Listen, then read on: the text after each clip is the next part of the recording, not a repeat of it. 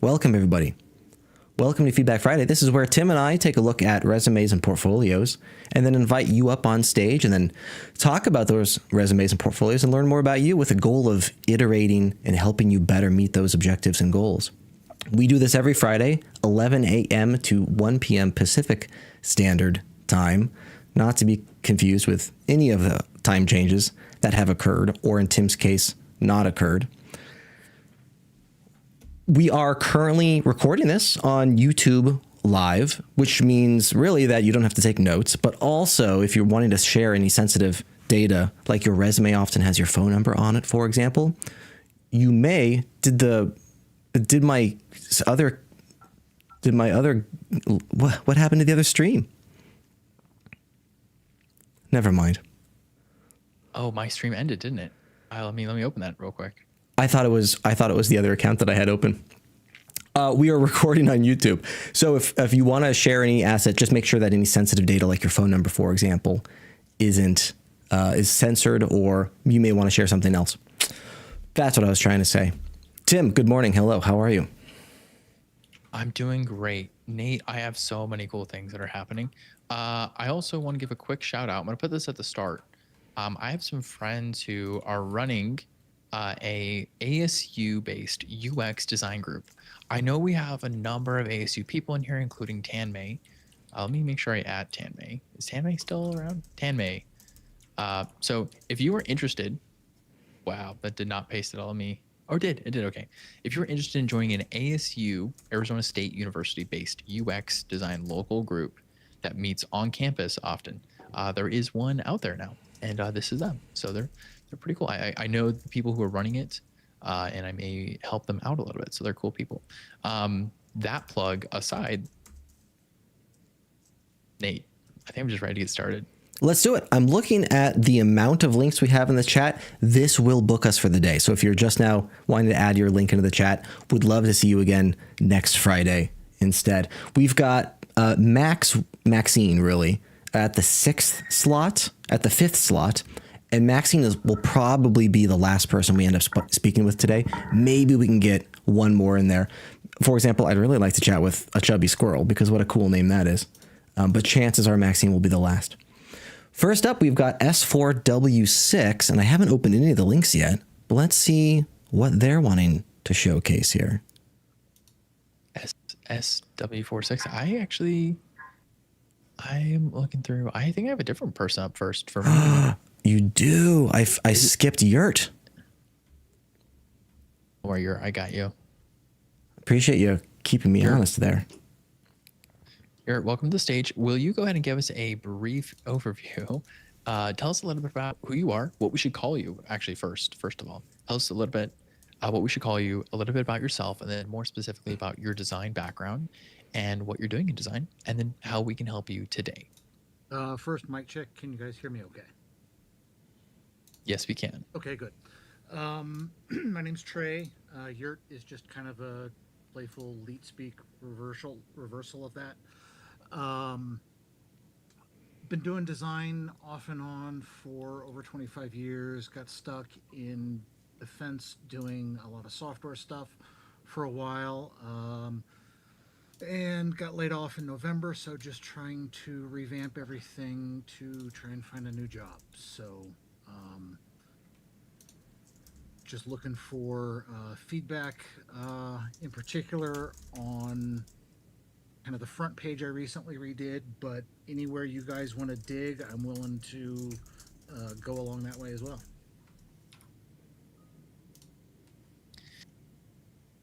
Absolutely. First of all, our heart hurts with you for layoffs, which are extremely tricky and come out of nowhere and are, catastrophic in nature. And so for anyone else out there who's also experiencing recent layoffs or uncertainty in the job market, we're feeling that pain right alongside you. Trey, as we dive into this, which I think, by the way, I think yours is that's a great little flip there. I gotta start going by Mitt. I just call myself Mitt. It'll be my elite hacker code name. But Trey, when we dive into this, we can have some opportunities to talk about maybe some positioning or getting into a particular case study, or even if you want us to look at your resume. I would love to know specifically, though, you said you're a visual designer. Is there a specific industry that you target for visual design? And are you hoping to do visual design on like a freelance or a fractional level? Or are you looking for something more full-time, like returning to employment under like W-2 or something like that? Full time is really kind of my ideal, of course. I've done a little bit of freelance here and there. Um, it's just never been consistent enough because it's always been, on the side and um, tough to keep going while trying to do a full time job as well. Um, Probably industry wise would probably tend to stick with defense as I have a clearance, so that helps smooth out some issues there, um, but not tied to it as an absolute either. Okay. Mary, you're open-minded to what may come because situations are difficult right now. Yeah. In the past, though, where have your strengths been industry-wise? I think branding in particular. In my last role, was frequently tasked to, for as new contracts came on board, new projects came up, developing some branding, effectively sub brands for the business to be able to take those forward, and then those were then used in presentations and contract award, contract proposals and things like that. Okay. Nate, where would you like to take this? I'm not entirely sure. Trey, appreciate chatting with you. Well, you said the word defense there. When saying defense, you're speaking to the industry of defense? Yes, defense contracting. I worked for Lockheed for like 13 years. Oh, cool. Okay. Yeah, I'm in the Seattle space. I don't know if we count Boeing as defense. Would you argue Boeing's defense? Yes, I mean they're also. I mean, obviously, the aerospace and just the airline industry as well. It gets a little muddy sometimes. Gotcha. Okay. So when you first said defense, my immediate reaction was like government, but I'm hearing that there's also private sector defense categories as well that we can also target. Yeah. All right. Cool. Good to know. One of the prefaces that I typically have in regard to visual design and graphic design is that I don't have an expertise in it. So like happy to take a look at your portfolio here and provide a second eye and recommendations. But take everything I say with a grain of salt. Tim, you may have more graphic design experience than I do, but where I'm coming from, Trey, is we typically argue there are certain specific target audiences that we're wanting to build for.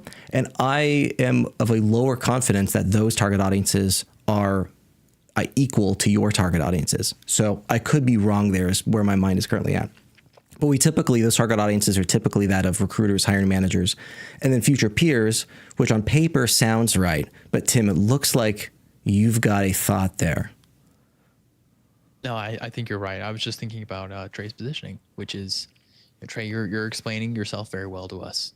But one thing we also say is that a portfolio or a website is the explainer. It's like a mini you on the internet, except that you're never actually on the internet. It's just an artifact of you. So if I came here to your website, I would want to learn the same things that you've told me about yourself. And I think I am missing some of those story pieces. For example, I do like that you have a nice little background. It does invoke a little bit of security theme, but some of the visuals here are a little bit fuzzy. I think that becomes distracting by itself. Your target audiences and your industry is also kind of niched down here. When I think that this could be a strength that you lean into, as well as some of your specific directions. So I was also thinking, that is to say, about about the target audiences and how you're speaking to them. And I think I'm missing that differentiator kind of up here that speaks a little more loudly to it. Okay. Trey, hone me in a little bit here. So I'm trying to narrow down how to best position you. And you've got a portfolio here that's doing an awesome job at communicating all of the things. And now I'm thinking, well, like, are all of these things relevant to the target audience? So with my original perception of government and now my new perception of also just enterprise, is that like the level that you're thinking as well? Like enterprise level stuff? Chances are there are no smaller companies in the defense space. No, actually, there definitely are. I work. I mean, well, small being maybe relative, of course. I mean, there are definitely small defense contractor companies, like less than 50 employees, Whoa. that are out Okay. there.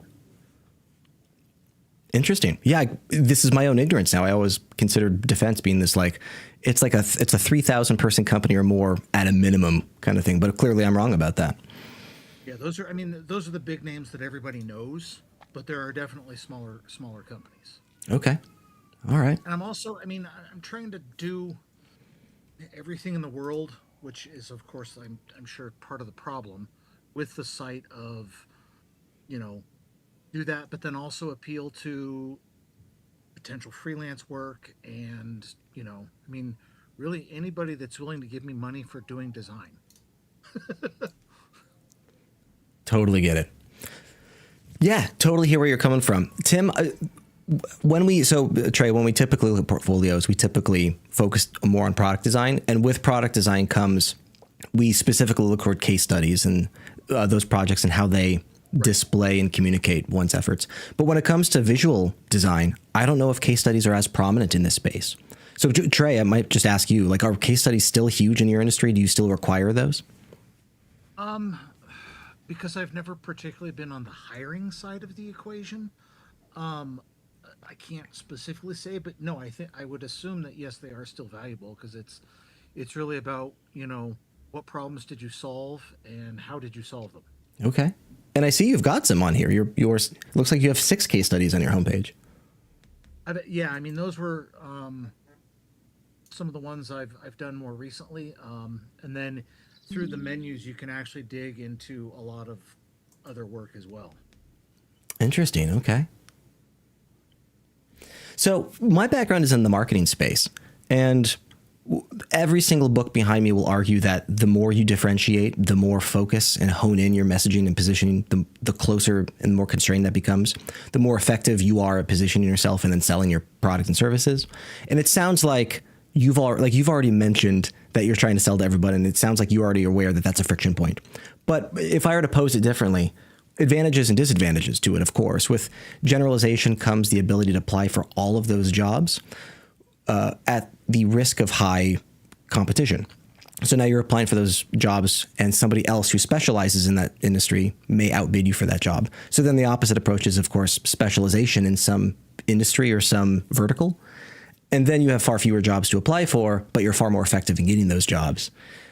And the only reason I'm talking about, like, I'm going back to marketing, because it feels like the positioning here is like, we can talk about your portfolio and things that Tim and I would change and do all that. And I'm totally down to carry on that, but it feels like it's a positioning conundrum first. And it feels like we have to solve that before we look at your portfolio. Is that where your heart's at as well? I guess it's the thing I've been afraid to say to myself. Yeah. Super easy to say on really paper. tough. Yeah. Super easy to say on paper. Much tougher to actually accomplish and do. I would be looking for a little bit. I'm going to use this lingo. I'm going to butcher it, so you can make fun of me for it later too. But I would be looking for, I think, a little bit of a stronger brand identity for you, right? Coming on here, Trey, as a visual designer. Right now, you're showing me a lot of artifacts, but you're not convincing me what your position is on these artifacts, or maybe what necessarily the value they bring. So like, there's nothing convincing me here to click on Castle Rock Reggae. I also don't know if Castle Rock Reggae leans into your background as a defense, in defense, which I think, being in the defense industry is actually really valuable and is a great differentiator. It's just not reflected well here. Whereas you do have Delta Vision over here, but there's not really anything to contextualize this. And as we said up here, you're kind of missing maybe some positioning statements that make you stand out, right? Where it's things that talk about maybe we'd be looking for you to explain your who, your what, and your why. This would be like Trey Kisner, visual designer. So we have a little bit of a who, but I'd be looking for something more specific, something very unique to you. Like, I design for Defense Department industry or something like that, or I do brand work for defense industries, which is a more specific who than, the what, talking about like the stuff that you do, offering branding services, brand identity, visual systems, digital interface design, and then the why you do it, and talking about like what impacts that you drive, the outcomes that are created because of your work. Those will help you to become a little more holistic in your target for your specific audiences. And I probably choose 2 or 3 related industries, right? If you were going to go defense, maybe you do private sector and non-private sector, or maybe you do defense and air stuff. Choosing things that are kind of easily grouped together, though, will help your story feel a little more cohesive. Okay. Versus right now, there is incredible range here. At the same time, this range does make it hard to tell maybe where you lean in the most and where you tend to really shine. You don't have to remove these things, I think, from your website overall, but that's like the beauty of having this chunking, right? But at least having an opinion that you can present to me up front that tells me. So I know with S4w6 that when I think of, I'm looking for a defense designer, I can think of Trey. And I can see Trey right away is telling me a very convincing story. These are all of Trey's previous products that Trey has done for defense, and it makes sense that he's done all these projects and they tell a thing. Now, if you want to go even more broad, you can also go broad, and you could make it more service minded, right? So you say like brand design, and then have lists of projects that you've done under brand design. You could have campaign promotional design. You could have that be one of these groups here, and then you have a list of like your projects that you've done there that all link out. So there's different ways. There's definitely different ways to bundle this information, but at least having them be a little more cohesive and a little bit kind of working together with more opinions. I guess I keep using that word, opinions. How do you feel about that? Is that off? Is that weird, or is that okay? No, I think it's fine. In particular, like that Castle Rock Reggae, it's not only, it's kind of, there's branding work that I did there, but it was really through trying to learn Figma and do UI UX stuff, because I was doing that work before Figma existed, and I was just doing it all in Photoshop. And was never in an environment where I was out to use Figma, so I kind of had to go out and learn it on my own. And it was through one of the courses on bringyourownlaptop.com that I actually did that project. And so I spun up, I basically built up a whole brand around it as well. But admittedly, it's easy that it doesn't align. Honestly, I think it's yeah. I think that's really cool. And there's nothing wrong with showing that stuff. By the way, it sounds like you might truly be one of those people who has 20 years of experience using Figma as a UX designer, which is just one of those things. Maybe then you should, one thing you can do is lean into instead of making this about the brand, because remember, Castle Rock is a cool brand, but the brand I'm looking for is Trey's brand. And so maybe making this the vehicle for communicating your personal brand rather than Castle Rock's brand here. And there's some good examples out there. Nate, do you have any good portfolios you might want to recommend? Yeah, I've got to take a look at to kind of see some of this actualized. I've got a whole list. Trey, the hurdle is that these portfolios I have saved, they're dedicated to the product design space. And I have no doubt a lot of the theory transitions over perfectly applicable to your space. But what's interesting talking with you, and I'll paste those links in the chat. What's interesting about talking with you, Trey, is that you have an almost opposite problem that the typical person on here has. So you're clearly a person with a plethora of experience. I'm 37. It sounds like you've got a couple of years on me. But I do remember building website layouts in Photoshop and building table layouts. So we could probably bond over that for a while. The opposite hurdle you have is you have too much stuff to show, and now it's narrowing down what you want to show. Whereas the typical person on here just doesn't have enough to show, and they have to find a way to elevate it. You have to you've got the constraint approach, which is interesting. Trey, I'll add some links to the chat to other portfolios that I think are inspiring for other folk building portfolios. But Trey, I honestly don't know if I have other feedback for you in our current state. It feels like step one is finding how do we best position Trey for defense. Step two is narrowing down the portfolio to only key in on those items. And then step three, if you're willing, come back and chat with us again, and we can take a look and see if we're targeting the audience effectively. How's that? Those are 3 bullet points that are like many hours of effort. How does that feel to you? Did we provide any value for you whatsoever? No, it's good. I mean, it to a certain degree, maybe it's telling me something I already know, that I need to narrow my focus, as it were, at least within the site itself. Yeah. Yeah, well, like I said, if you have a lot of breadth of experience, right? So you have down here your capabilities, right? Creative directions, brand identity, visual systems. You don't have to isolate yourself just to say, just a defense contractor, right? So you could say, I'm defense contracting designer. I'm not saying you are, but you could take that position and then list your services under that. Or you could take the opposite approach and say, I'm a designer. Here's all my services, and here's all the evidence and case studies reflecting those services.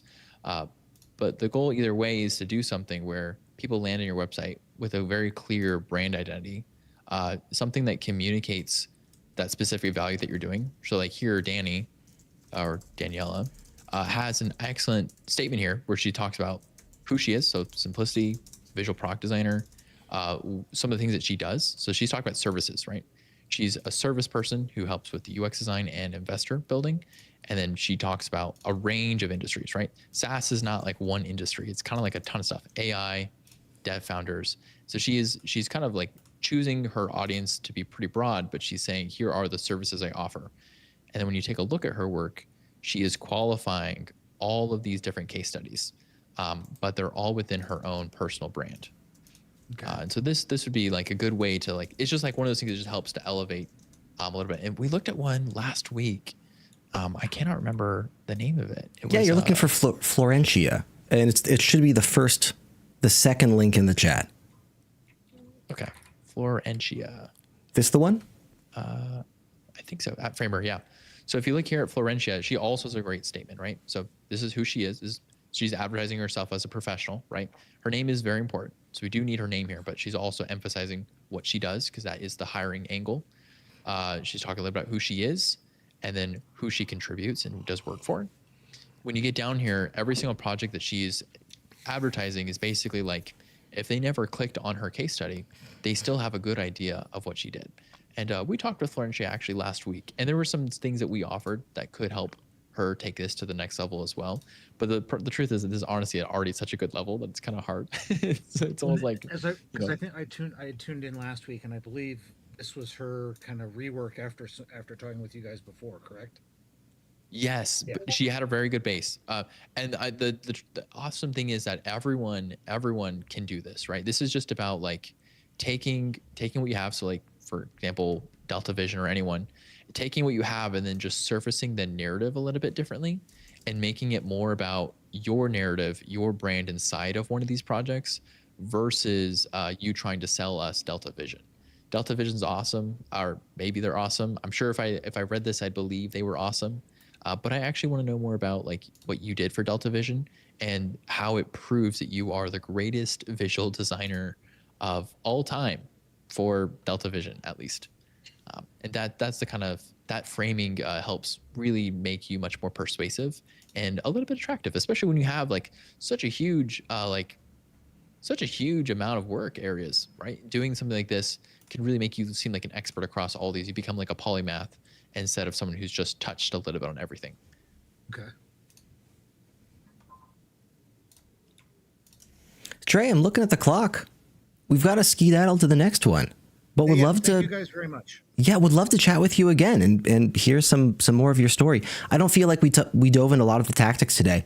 If you have time in the future, and even if you don't make modifications, Tim and I will be happy to like dive into more of the actual output itself if this philosophical elevation was not as useful for you. No, it was good. It's always good to get other people's opinions on stuff. So thank you. Trey, appreciate you. Let us all design by counsel, right? Right?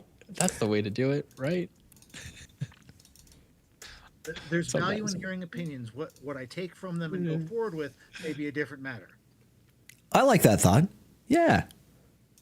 It's the professional way of saying, I disagree with everything you just said. Which, for the record, I don't. I'm just... We're all having good fun here. That's the years of wisdom. Your time. The years of wisdom Trey has on us there.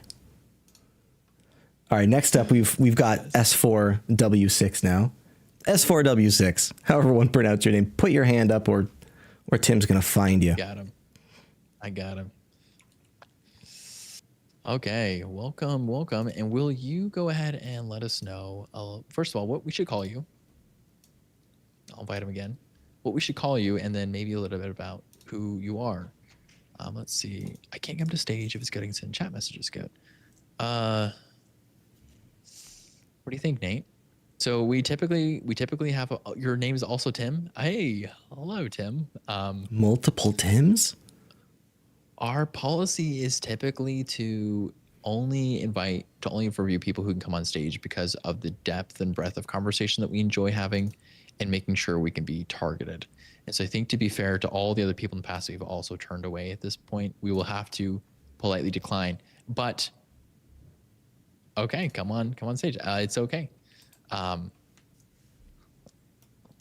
Let's do it then. Hey. Hello. Hey. Hey. Welcome to stage. I'm curious to know your resistance to coming up on stage. Is it an emotional resistance? Like, is this a new thing that you're not comfortable with? No, I'm totally comfortable. It's just like I kind of had some people with me, so I was I didn't think I'd come up stage this soon. So, I kind of Gotcha. panicked, but it's all good. I panic almost every day. That's not true. I panic multiple times every day. No, but I totally hear you on that. Can you tell us were we correct in assuming your name is also Tim? Is that true? That we should call you Tim? Yep. Okay, Tim. Great. Glad to have you on here. Will you tell us a little bit about who you are, maybe the industry or skills you have, and then what we can do for you today?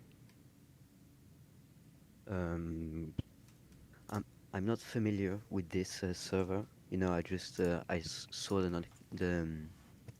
the stage, being on, and I just came. So I came for a portfolio review. I think your stream just crashed. Oh no, okay, it's good. And I've been doing UI and UX since I think 3 or 4 years since now. I'm still studying, so I'm not actively working, and yeah, that's all.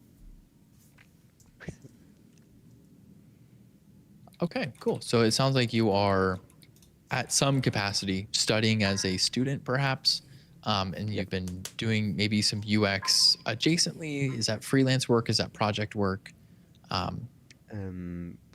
Project. I think I did Okay. one freelance project that's not on my portfolio because it didn't end well.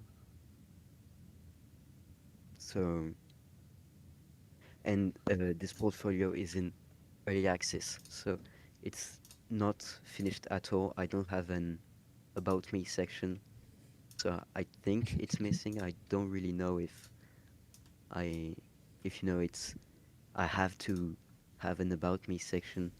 I don't know if it's that important, but I just wanted to focus on the micro interactions and mostly how it feels, and the base skeleton content, and then more about the most superficial things. Gotcha.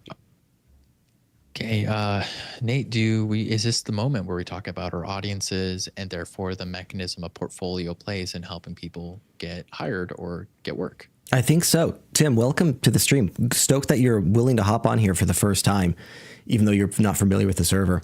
So when we take a look at portfolios, particularly those in the product design space, product, UI, UX, all that umbrella, then we typically look at 3 target audiences. Now, we didn't talk about your goal real fast. So you're still studying, you're not actively working. Are you applying for jobs right now?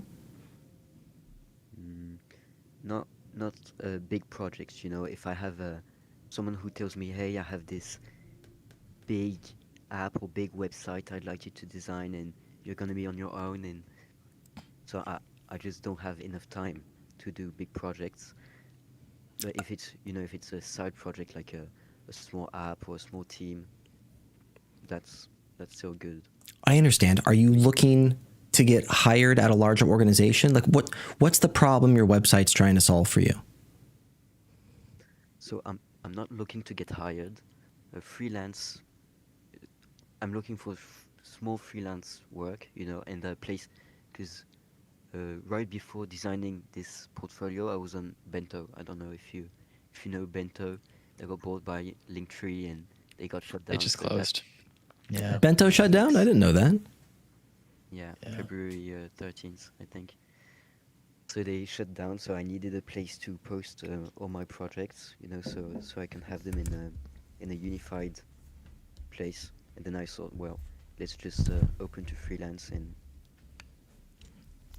Got it. I'm glad we're talking about that. So your goal is freelancing. You'll have to forgive me. My mic arm broke. So I got a floppy mic arm. And so it's currently propped up with books.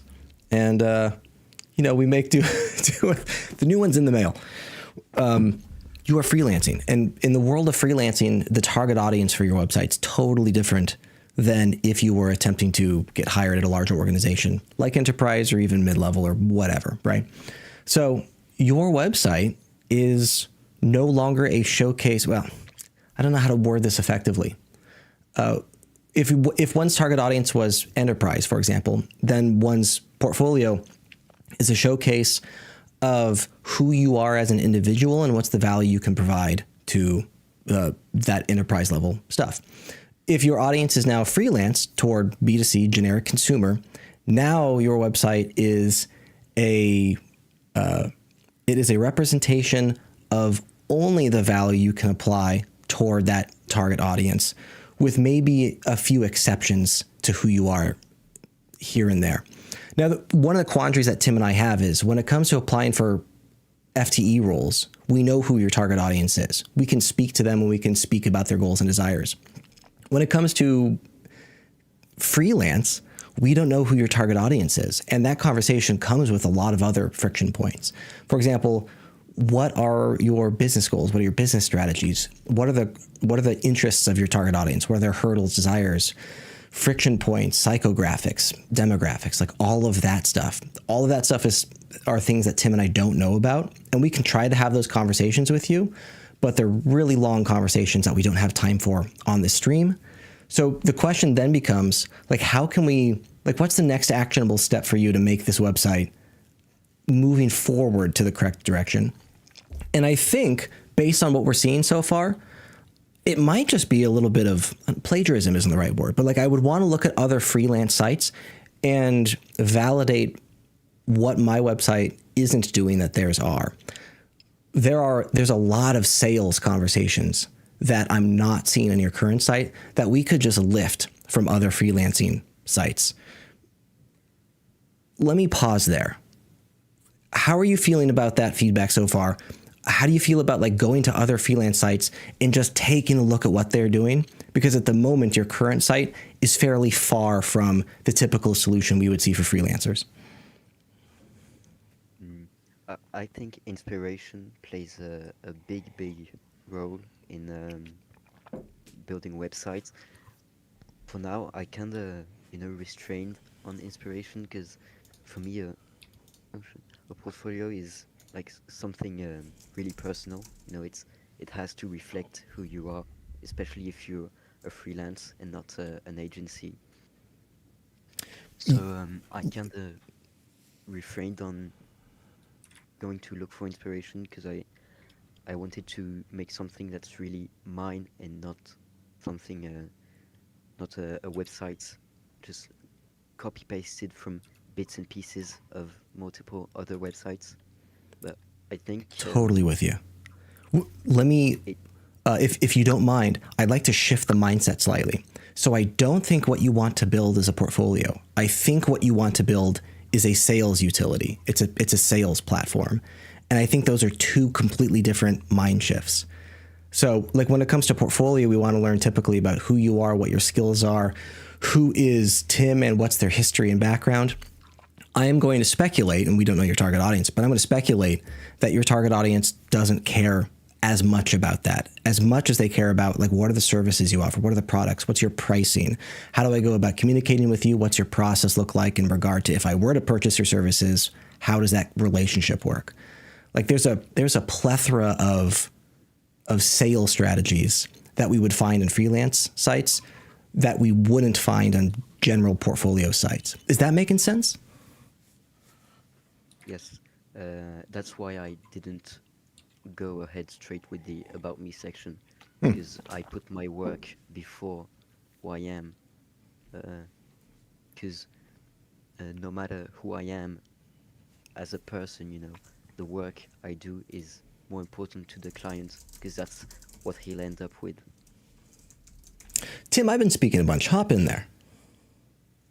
Yeah, I would first of all, I think everything you've said is definitely a strategy that you can take. Nate and I might have some differences of opinion with your particular strategy that you're taking, and I think that's okay. That's totally fine. It's just a strategy they've chosen. But what Nate is describing is that when we're talking about websites, there's often what I call the 3 J's that you'll need, which is your jolt, your journey, and your jackpot, which describes essentially like a jolt. A jolt is how you accrue interest from someone, right? So this could be like nice hero, this could be like visual artifact, or it could just be like really good hook or copy, right? Something though that gets people interested and tells them that, hey, what I'm doing, you should care about it. Like, it's interesting. And then you're also going to go on a journey, and the journey is something about telling them about something that matters to them, right? It's got to be something that has meaning and value inherently. And then there's the end, which is how you basically tell them, like, this is the goal, this is the reward for their effort. One of the I'll borrow Nate's word. One of the quandaries that I'm looking at. One of the things I'm kind of experiencing with your website is that it is so plain that it has almost no opinions right now. There is not quite a jolt. There's not quite a journey either, and there could be maybe a jackpot hidden in here. But as you said, this is a work in progress. Like, it's a early access, which I love that. Yeah, early access, hell yeah. But I'm also wondering if you even know who you're trying to target. Because when you know your audience, as you decide to figure out who they are, what their problems are, it helps you decide, well, what would be interesting to them? What is something that would be competitive? You get to tell a journey. You said, hey, I'm working specifically with certain types of freelancers or like dev founders. Dev founders care about these problems. Here is me solving stories that are in the same problem space that matters to these dev founders. And then the jackpot is that I am the right person for you to hire for your dev founding work, because I can do this. I'm the right pick for it. So regardless of whether that's for full-time employment, where you are a little bit more leaning into an enterprise way, you might be showing more of like team thinking and like long-term strategy, versus freelance, which is where you have to show basically encapsulated, isolated projects that each speak to a service that you provide that can then be lifted and applied to other people's projects. You are going to need to communicate some core pieces of value about who you are and telling a story. So an about page, you may not need an about page, but you do need about you across here. That about you kind of gives some insight into who you are, the way you think, the way you move across the design space. And then you'll need to decide how you want to address, whether you're going to be an integrated freelancer or an outsourced freelancer, right? Integrated freelancers, which is just code word for fractional, which is where you like join someone's team and you become like an embedded team member for a short time. And that's really appealing to a lot of startups, because you're like a co-worker with them. You work very closely with them, versus outsource, which is where you might work like remote. You might be async on stuff, and it's a little bit cheaper work. It's different, but you also get less ownership and less strategy. And so choosing your particular strategy, your motives and goals that you want to communicate as your services to people will make a big difference in allowing you to be more targeted, regardless of what the visual design looks like. And then I do have a note here on inspiration versus stealing. I'll just say, every bit of inspired work that's unique is built on the back of other people who have also done unique work, which is built on the back of other people who've done unique work. Inspiration is a chain throughout the human ages as we all share together ideas and stuff. I think it's okay to go find some inspiration, to look around and see what people are doing. You don't need to copy them, but I think becoming informed is a big part about getting organic, natural inspiration, you might say. So that would be my quick insights for you, man, for Tim. So once you decide to once you pick some of these things out, like your audience, your specific goals, whether you're going to be integrated versus fractional, I think that'll really make the difference about how effectively we can help you be informed in the kind of position you want to take here. So I would look forward to doing that in the future if you want to come back.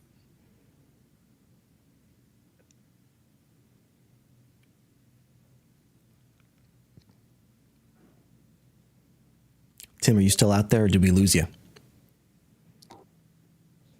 Hey, yeah, I just cut for like 5 seconds. I don't know if you said anything interesting in the last 5 to 10 seconds, but Almost never. for all the rest, everything you said, I agree. It's just, it is work in progress, so I think I might miss 50% of the stuff I have when it's finished. But yeah, I wrote down everything, and I'll take it into consideration. Yeah. Definitely. Remember, we're just people, right? So everyone has a little bit of a different strategy, and go where your heart takes you. But just also keep in mind, in general, you're going to need to get people's attention. You're going to need to help them care about what you're doing, and then tell them a good thing to do. There's many different ways of bundling this together, but as far as a work in progress, I mean, it does look like you can go somewhere. Like it's a real place on the internet. And then maybe I would love to be a little bit more persuaded to click onto some of these eventually, but I think that all comes down with time and as you choose things and become a little more focused. So it's very, very cool.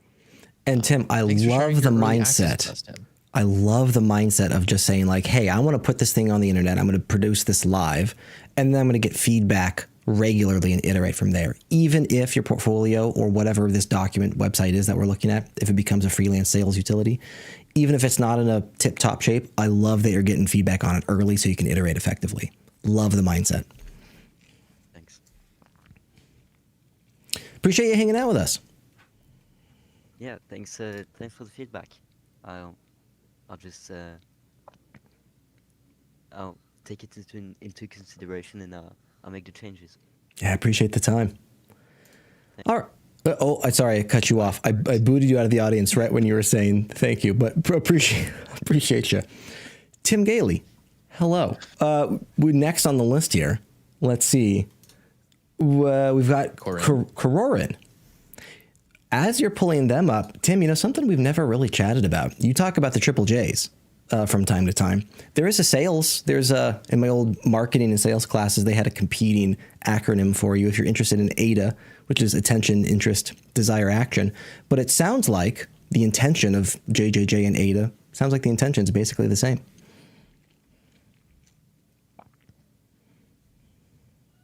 It very well might be. Like I said, I would say it's not the important thing about the JJJ or any of these, right, is just that you can remember it and you can apply it. It just reminds you that people are people, and you don't have an inherent. You should not approach design with the privilege of people are going to care about what I do because I did it, right? You have to approach it with the thing of I need to earn their attention, I need to earn their focus, and I also need to earn their action. And once you start, as long as you have that in mind, right, you're gonna build better stuff, because you're gonna say like, well, like, does this actually matter to the person I'm doing it for? Like, does this actually solve a problem? If it does solve a problem, why don't they care about it enough? How do I help them care about this? And applying those things, as long as you're ethical about it, is a good place to be. But that's neither here nor there, Nate. Look at you distracting us. Welcome to the stage. Will you tell us a little bit how to say your name, and then a little bit about you, so we can chat with you?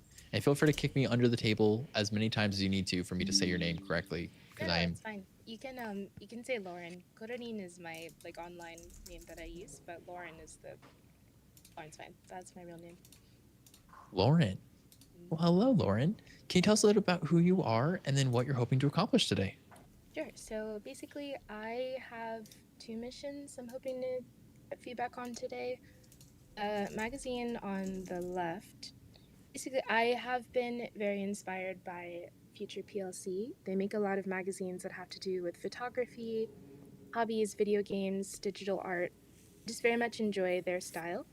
And so I've collected those magazines for years, and then at the beginning of this year decided that I'd like to start potentially like making a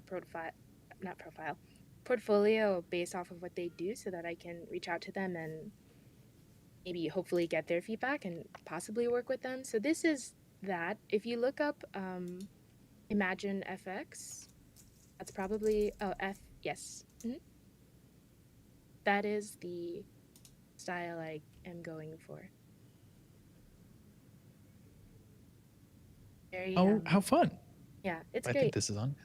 How In fun. the day, I they used have. to do more like I'm sorry. Back in the back in the day, they used to do more like CDs, like physical items. But nowadays, it's like half digital, half physical. Okay, go ahead. I have some questions for you.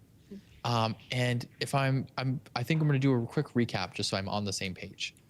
If I'm hearing you correctly, you are saying you are an individual Mhm. who is inspired by magazines that you've been collecting over the years, which is incredible. There is a local, there's a local restaurant that I sometimes go to just because they have collected magazines for like the past 50 years. Mm. And it's so cool to look through those and to find weird young pictures of Tom Cruise. Tom Cruise looks basically the same as he did like however long ago that was and all that kind of stuff. So I think it's really cool. That's inspiring. That's a great way to get inspiration.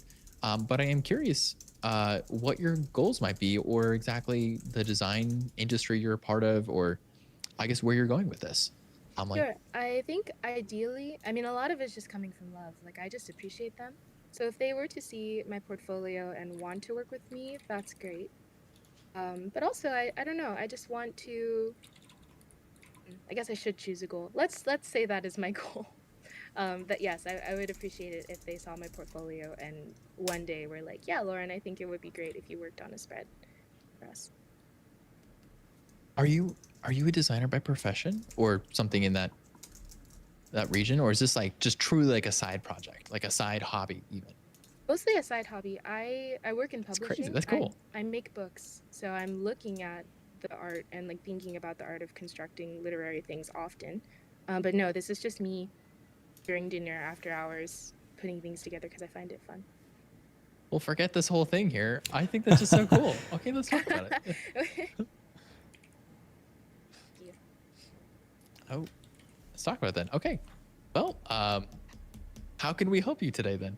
You've told us a wonderful story. How can we help you? And just to reiterate, Lauren, I'm hearing your goal is to work at Imagine FX. And if that's a very constrained goal, which is awesome because that means our tactics can be very honed in on exactly what you're trying to target. Mm-hmm. Yes, I think right now I'm just trying to make sure that this is something that would be attractive to a digital artist's mind. Like if you look at that, the one on the left, and you have thoughts about like, oh, like maybe you should work on this type of hard skill to better appeal to this type of artist, then that is feedback I think is very useful. Because for me, I'm not so much working from a place as a student. Like I didn't go to school for this. It's more just that I'm coming purely from passion and having physically looked at these magazines for years.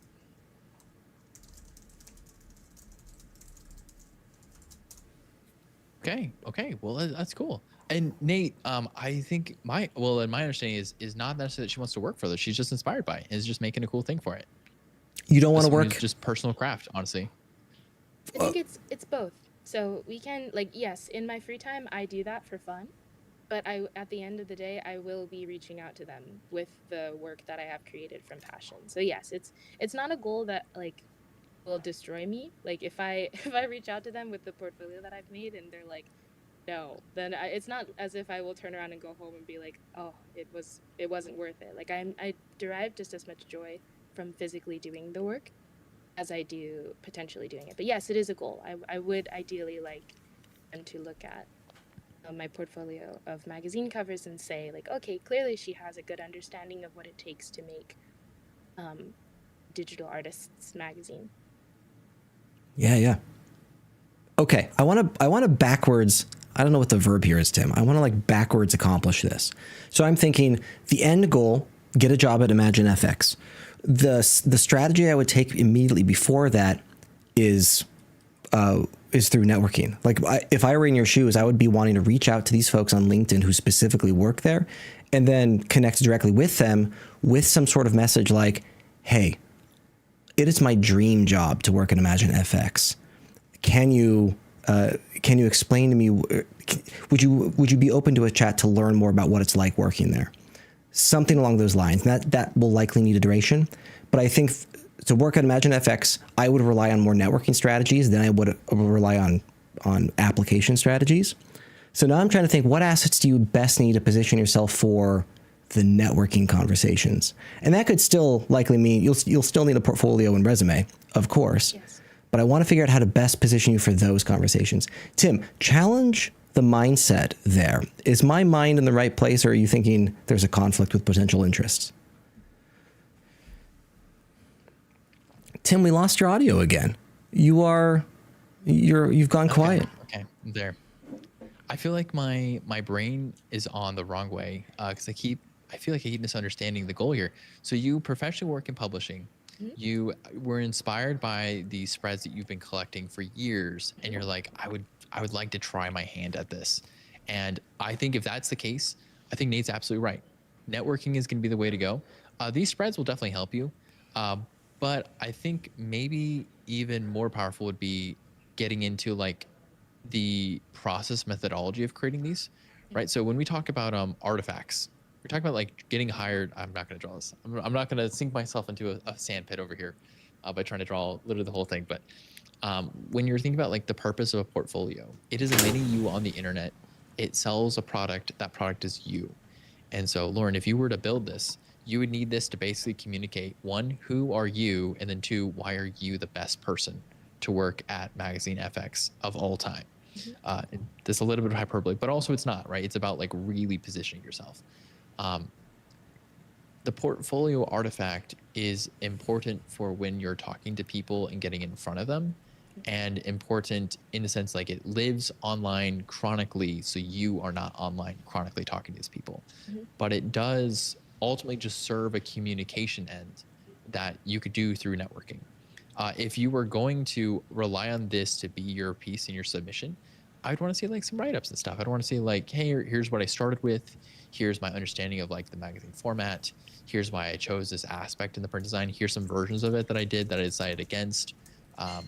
Maybe here's like why I chose this particular topic for this month. Like, can you understand the strategy for like, why does something get chosen for the front when other things may not be chosen for the front spread?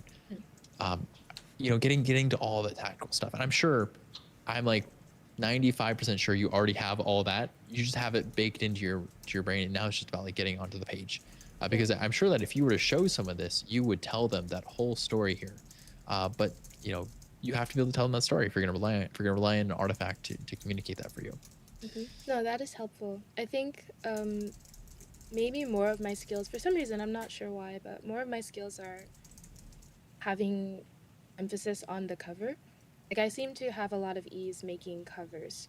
But then if you go to the second slide, when I get to the interior, that is where I struggle. Like I think I have a sense of things being a bit imbalanced, but I don't really know how to improve it. And then it's kind of like, not chicken and egg. I'm forgetting what to say, but I'm sure you understand what I mean. I know that there is something wrong. I don't know what to change, and I'm not sure like what to go to, because I'll just end up opening a magazine and physically looking at it for 5 minutes and then opening up my design program again and making the same mistake. So I don't know if you have advice about like improving those types of things. I think I could use that. I'll be candid. I have never met someone who's designed magazines before. Or at least that they've revealed to me. So I have no professional insights for you. I would just say though that imitation is like the first step in like reinvention, right? And so like right here, like start copying layouts, just apply things. People like to read stuff, and so you have to kind of you have to think about like, do you want people to like really read the words, or do you want them to like feel the words? Because there are definitely some magazines I open them and I'm like, yeah, this is like impossible to read. I can't even tell where the next line is. But at the same time, like it evokes a vibe and an aesthetic, and that was the goal of that page. So, you know, deciding like what are you trying to do, and then leaning into things that either support one of those or the other, which I'm sure you already are trying out. For the record, I think this looks fine. I would read this. Oh, nice. I Thank also you. I have zero authority to weigh in on whether or not it actually is good, because I'm not in that industry, except as maybe an end user occasionally. Hey, where do you want to go with this? I'm pasting a thing in the chat. This is where my current mindset is at, and we're gonna. So step one. This is my current thesis, and it needs iteration and challenge. But Lauren, this is where I'm thinking so far. So step one: make resume and portfolio that position you for Imagine FX, like whatever that publishing job you're wanting to apply for. Your portfolio is designed and positioned around that, and that's a big step on paper. That's like, I just wrote 3 words there, and that's like many, many dozens of hours of work. So we'll come back to that. Step 2, network directly with somebody on LinkedIn. Network with a bunch of people from Imagine FX. Get as many of those connections as possible. Step 3, you use those connections to pry for a referral into the organization. Step 4 is you get that job at Imagine FX. That's the overall plan. If we circle back to step 1, we are glossing over a real huge step there, which is building the portfolio and resume. That's with the assumption that the publishing industry that you're a part of still has a desire and need for portfolios that like Tim and I often speak about. I will speculate that they do, but I don't know for sure. So, Yeah, they do. Okay. It will likely be a portfolio of a slightly different flavor than Tim and I have expertise in. That's where I'm thinking so far. Those are my 4 steps on paper. Really easy to say. How are you feeling about that? Yeah, I think it's good. I guess I agree. I'm actually pretty big on reaching out to people. I think that's probably how I've gotten most of my opportunities. So this is not really scary concept to me. So I guess in terms of like, I think that is like soft skills. Thank you. In terms of like soft skills, I think I have those. I think it's the hard skills that are a struggle for me. Like, where would I put the portfolio? Like, what are good platforms for the portfolio? Things like that, I don't know.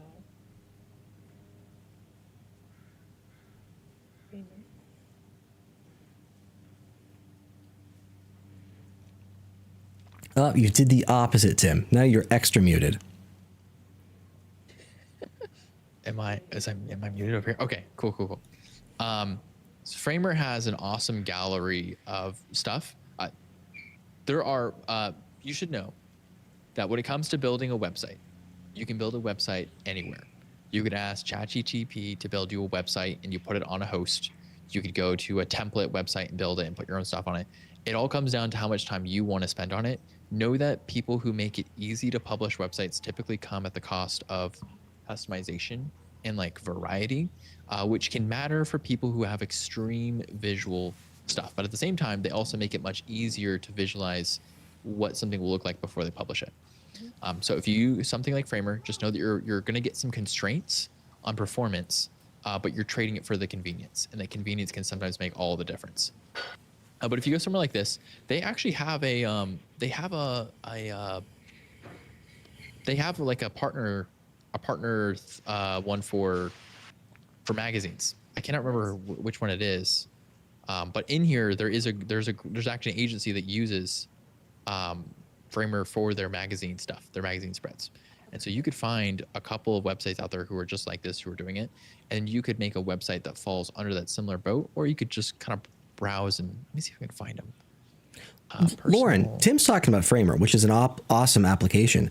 Are there any online utilities or portfolio services that are specific to the publishing space that like your in crowd would know more about? Issue ISSUU. That is pretty common. I know there's been, I wouldn't say controversy, but it seems to be a little bit less used, I think, because of the price point nowadays. It used to be different back in the day. Huh. It really, honestly, it really comes down to what exactly you're trying to do in the publishing industry. So it's a bit of a nuanced conversation. If you're trying to like display your work, yeah, ID.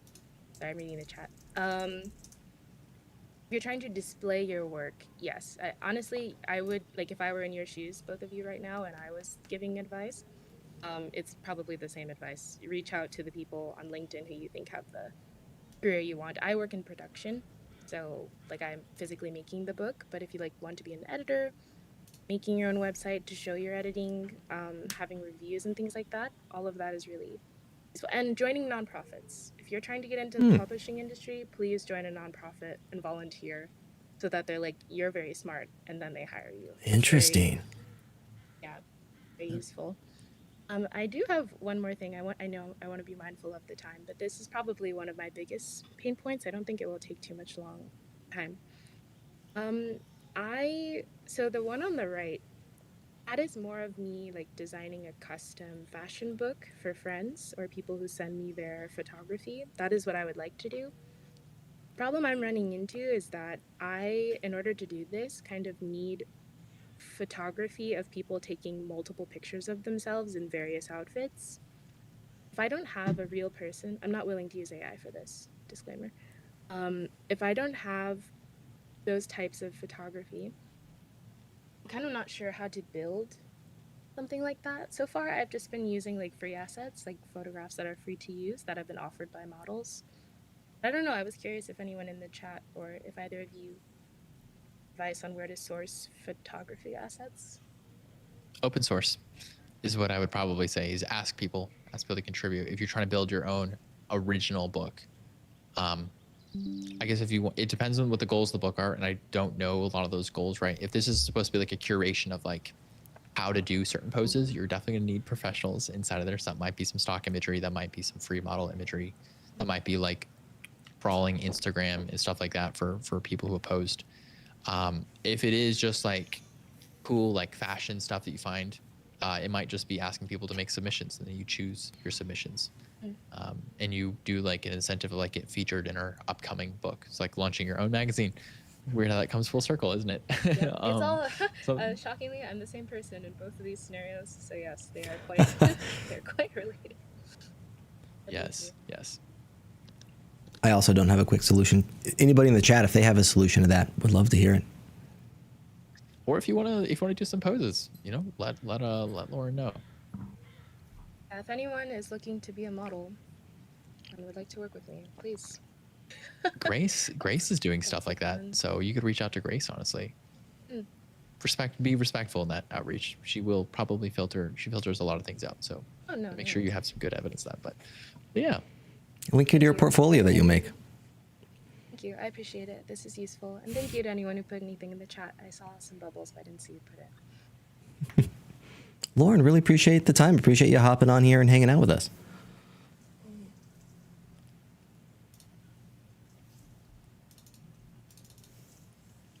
Next up, Tim, I'm looking at the list. We've got JW, who is coincidentally and helpfully one of the last people in the chat, if you're looking for him.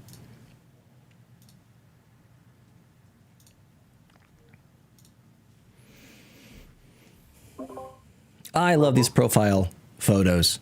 Jay, welcome to the chat. Something you don't know is that Tim and I have made these Notion profile photos. We use the Notion picture builder, whatever that thing is called.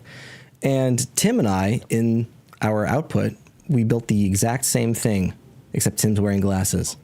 And we look identical in Notion. Yep. It's crazy. It's a problem. It's a problem. Yeah, I find them really, they're really cool and just like the simplicity of it. So I've stuck with it for now. Yeah. We love it. Yeah. Should we call you Jay? Yeah, Jay's fine. Yeah. All right, Jay, will you tell us a little bit about yourself, what you do professionally, and then within the relevancy of what would you like to accomplish today? Or I guess in the future, such as like if you're trying to get hired, if you want to talk about like your about page, your resume today, or just kind of going in your strategy, kind of figuring out where we can support you the best. Yep. No, of course. again, just want to start off by thanking you both for your time. Yeah, I just wanted to have some chats with some like-minded people. So yeah, so intro about me. I am currently kind of freelancing, looking for new opportunities. I moved from the UK. I'm in Hong Kong at the moment. Anyone in the chat in Hong Kong or Asia, feel free to ping me. Let's get connected. And yeah, my previous role, I was at BP in the energy industry, oil and gas, whatever you want to call it. But specifically within BP, I was within the IT kind of department, ITSM, and that was back in October last year. And yeah, these past 6 months, just freelancing, doing some volunteering, doing some traveling, and spending the last 2 to 3 months building my portfolio in React. So learning to code a bit, obviously with the help of a couple agents. But yeah, what I want to achieve right now is to just get some high-level feedback from yourselves, from people in the chat. See where I'm going wrong, see where I could improve, see how strong my case studies are from, a high level point of view. Obviously, got to be conscious of time, but yeah, that's a very brief intro about me.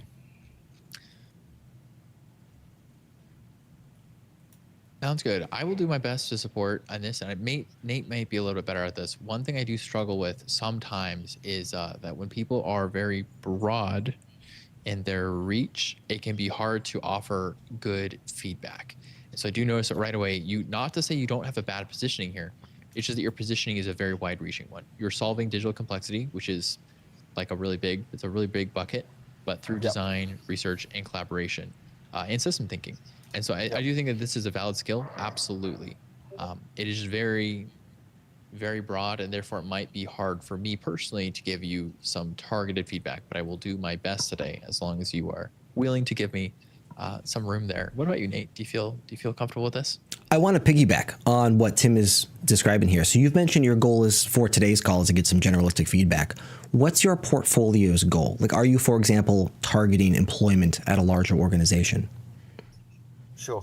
Yeah, no, it's something that's been pointed out quite a lot, to be honest, Tim and Nate. So the reason I've picked this direction for my portfolio is I'm kind of losing a bit of confidence in just design.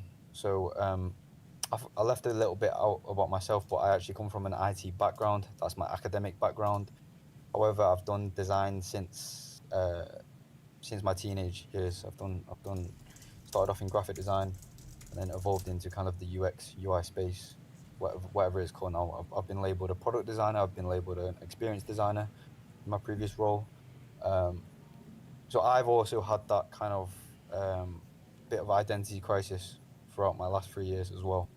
So there's a very valid reason why I'm kind of my portfolio, the direction I'm going is very broad, but I'm still trying to find that balance of how broad do I want to go and how specific I want to go to, which might end up limiting my opportunities, if that makes sense.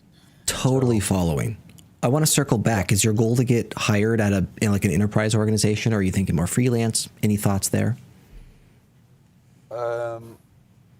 Enterprise is the safe option, obviously, but I have been telling myself I'm open to various sizes of organizations, to be honest with you, whether that's scaling down to a startup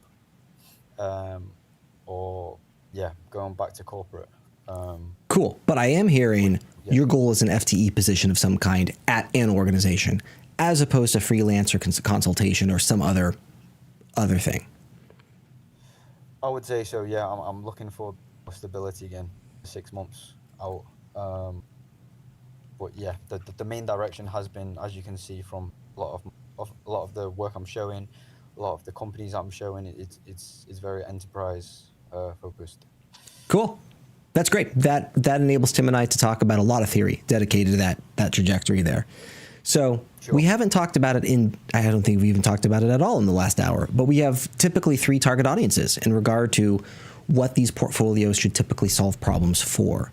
The audiences are recruiters, hiring managers, and then future peers. And those, if we target those specific audiences, we can then better a portfolio with those particular needs and desires in mind.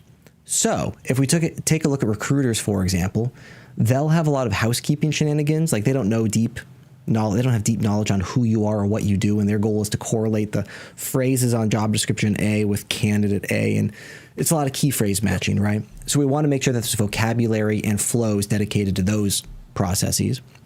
Hiring managers care way more about case studies. We'd want to identify your case studies and how you go about communicating the process, breaking down business problems into smaller pieces, that sort. And then future peers care way more about who you are as a personality and individual. Like if I share a cubicle wall with you for 8 hours, are you going to make my life miserable? So they care much more about personality, like your about page, for example. So with those target audiences in mind, Tim and I can now narrow down how we go about reviewing your portfolio with those audiences. And I think there's plenty of stuff to talk about. Tim, we did just lose the screen share, but if you're interested, I'd be down to do like a generalistic homepage overview, if that sounds up your alley. Yeah, I'm just pulling. I'm going to pull in his website to Figma so I can work on a little bit easier. There's just a couple of things I want to showcase. Oh no, Jay, he's getting out the chalkboard. That's fine. That's what I'm here for. Okay. It's also be my chance to showcase a little selfishly something I've been working on in the background, Nate, and to showcase it live. Oh, a little teaser. Which is a script I wrote that lets me capture web pages and paste them into Figma. Oh wow. Sometimes Impressive. it works. Let's see. I'm working on turning this into a free Chrome extension right now. I actually already have a GitHub for it. It looks like I didn't do a very good job though. So this might actually be a terrible live demo, which I should have expected because live demos always fail. Nate, go on though. Go on. This is more of on the side rather than Cool. truly a distraction. All right. Tim already mentioned your value prop at the top. It's very broad and ambiguous. The barometer that you can use to validate success here is if you can take your value prop, or when I say value prop, I'm describing the top section of your homepage. In this case, solving digital complexity through design, research, collaboration, system thinking. If you can take that headline and plop it on another product designer's portfolio and it still makes sense, then you know it's not differentiating enough to you. So that's the barometer you can use to gauge if your value prop is successful, at least in some fashion. So at the moment, far too broad. It doesn't position you differently from that of other designers. So know that because it's so broad, you're positioning yourself for a very generalistic market with a very high level of competition. Some sacrifices there. Advantages as well, but mostly sacrifices. So if we were to take an action, we would want to take your value prop and narrow it down and very specifically speak to who you are, what you do, who is your target audience, and what are the key benefits you can provide that target audience. There's item number one. Scrolling down, the recruiters and hiring managers, next thing they'll look for is your case studies, And that's going to be what my old boss would call the meat and potatoes of your portfolio. So next we have the about section. You may just want to scoot your case study section up a little bit so it's the second thing on the page, because that's the second thing people are looking for. And we'll dive into a case study briefly here in a second. This is all a one pager. I see. Okay, cool. And then your case studies, if I click on one of those, okay, yeah, actually it looks really nice at first glance. Look at you leading with impact at the top. That's awesome. Let me paste this portfolio in the chat so people can take a look at this, because the case study, and I haven't gone in depth yet, but at a high level, the case study is hitting some key theory points here. You're doing a lot of things correctly. Yep. What's the title you're attempting to target at this next job? As in the role, Nate? Yeah, UX designer, product designer. Brother, to be honest, I'm quite lost currently in terms of titles and roles. Like I told you, my previous job, I went through 2 to 3 title changes within the 3 years.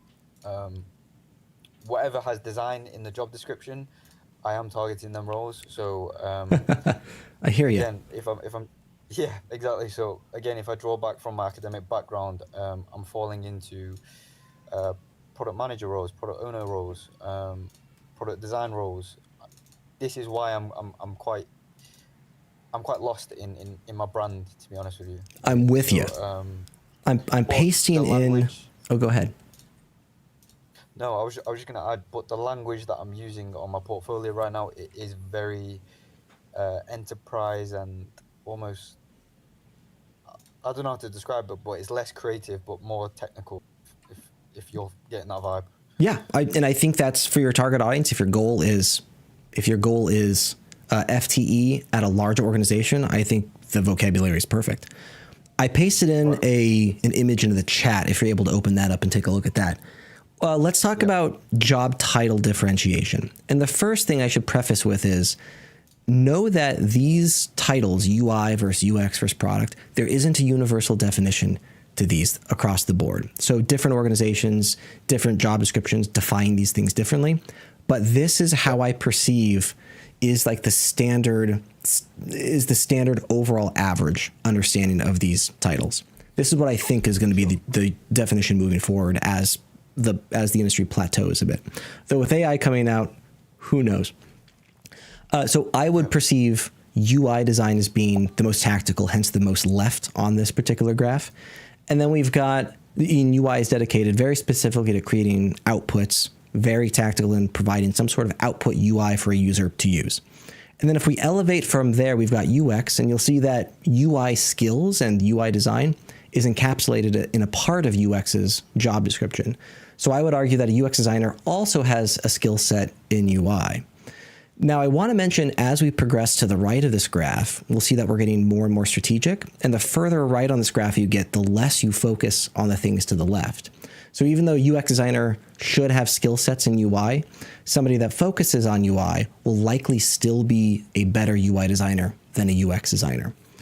So if a UX designer is focusing on very specifically user problems, how do we delineate user problems? How do we break them up into smaller pieces? How do we understand who these folks are and better solve their goals?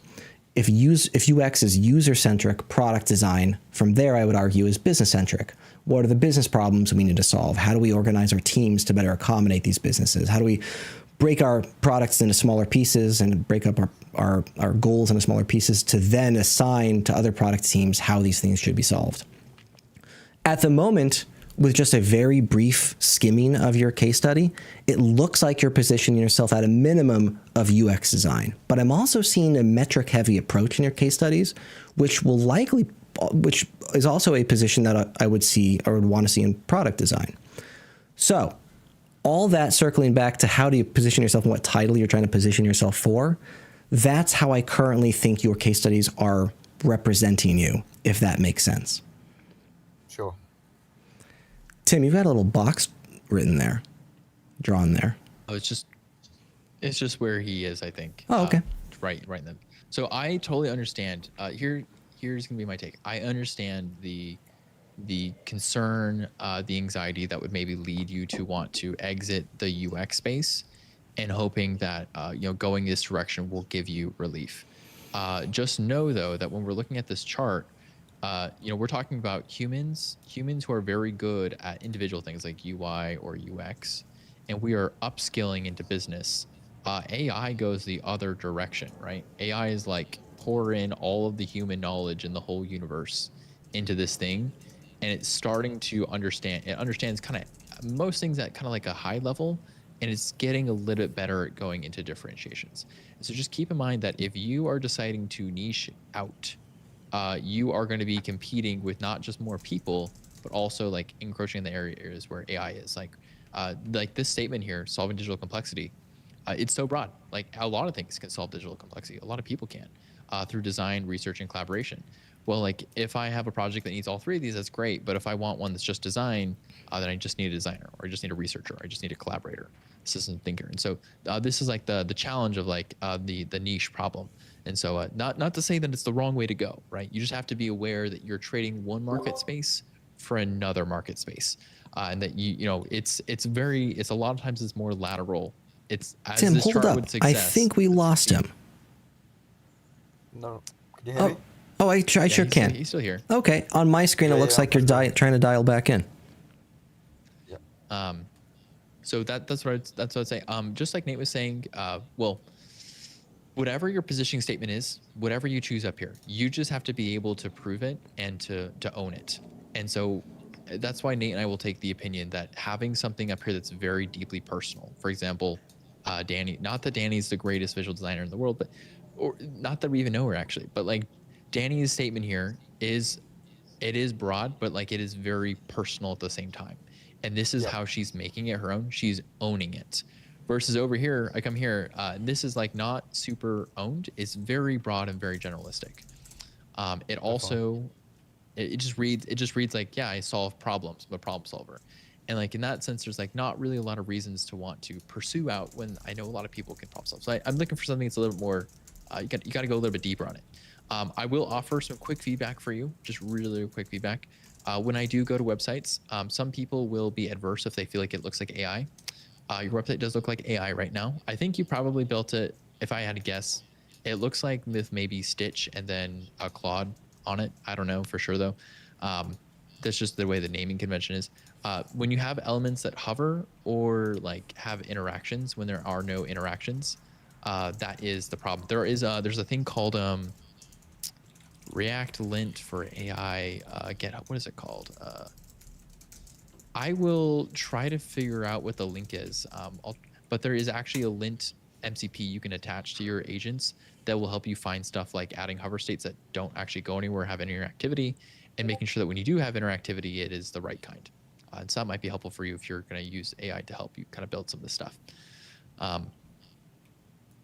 I don't really have a lot to add other than what Nate said. I'd just be saying the same things over and over again. Currently, where you stand, you're extremely broad. Like your case studies and the power, like your biggest leverage is when you choose to like really drill into one of these. And right now, it feels like you're way up here in your positioning statement. So I think that is a fundamental mismatch. Even looking at like systems thinking. I don't know why it's gray now, but system thinking versus a product and front end designer. Like these are very niche, and then this is so unniche that it almost doesn't like work together in kind of a weird way. And then people want to get to your work, right? People want to get to your work, so make sure your work is closer to the top. Let people find your work. This is the proof of what you've done. When you think about the goal of a portfolio, it's probably not for people to read your life story, but your life story could convince people to read something. And if your goal is for people to click on a case study and then to convert and choose you, you have to think about it in that sense. So like, the primary goal is for people to call me, but maybe people aren't ready to call me yet, so they're going to view my work. Okay. And people are going to view my work, but maybe they're not ready to view my work. So let me tell them more about me. Well, maybe they don't believe what I'm saying about me. So let me give them some evidence about me. Right. And so you're building like a trust ladder here of like solving this problem of like, here's where you should start. If you're not ready for that, here's the second best thing. Here's the next best thing that supports that second best thing. And kind of scaling it that way helps you build like a more natural story that is more persuasive for people. Sure. No, definitely. I definitely spent a considerable amount of time on the hierarchy of my sections, which is kind of why in the hero section, that C2A, that primary C2A, go straight to the work and then maintain the about section towards the kind of the second layer. But yeah, I understand both your concerns there about having the work right at the top. And then, yeah, funnily enough, Tim, on your comment about the AI building side of things, I'm not gonna lie, I actually built most of this in Cursor with no agents. I would just be using Gemini, Claude to kind of like debug things. So a lot of it, I spent 2 months actually understanding what I'm coding. There are definitely some kind of drawbacks. Even the hover states and the focus states, I'm still trying to nail that down as well. So yeah, definitely some good feedback to work on. Great. That's great. Are you, we'll have to talk about the new composer sometime, that and it sounds like you may have at least a little bit of experience with it. I've not played with it yet, to be honest. I think it released. Well, it just came out, yesterday? I think, yesterday. So yeah. Yeah. Yeah. I caught it on X. So yeah, I've got to. I guess I'll have to use that to incorporate the feedback. You're talking about Stitch? We're talking about Composer too. Oh, okay. So everyone launches AI stuff at roughly the same time because they're all trying to steal the stage from each other. So Perplexity launched a thing, Composer launched a thing, Stitch, which is Google, launched a thing, which is of course writing on the reports from ChatGPT, which is of course on the tails of Claude announcing some stuff too. Everyone's launching new stuff right now. So yeah, it's chaos. But yeah, I do get your point as well on the whole looking at AI and sounding AI. I think this goes back to what I was just discussing with Nate about my language is very business, but I'm also trying to present myself as a UX person, which is creating this whole confusion, whether it's written by AI or not. I'm trying to improve on that human aspect. You know, Tim, you made a very good point. My hero is very like there's no life in it basically compared to, was it the example from Abby? Sorry, I forgot her name. But I'm missing that kind of human aspect, would you say, in it? The human side? maybe a little bit. Yep. I can tell you so I work in enterprise. I work at a Fortune 25 in the American healthcare space. I can tell you the vocabulary and parlance that you are using in your case study is certainly applicable to what I would see in enterprise things. Like you're writing with very formal tonality, which we would expect in the enterprise space. So nothing there, while it also happens to sound AI just because it's formal, nothing there is a red flag for me in the enterprise space. Okay. Yeah, I think that's just me being stuck in the IT for the past 2-3 years. But yeah, I'm definitely trying to improve on the human of language side of things. Jay, appreciate you hanging out with us. Appreciate your time, both of you. It's been great getting quick feedback from you guys. Yeah. Tim, Thank you very much. the final person on the list. So Abby's so good. Look at him; he's already requesting to speak.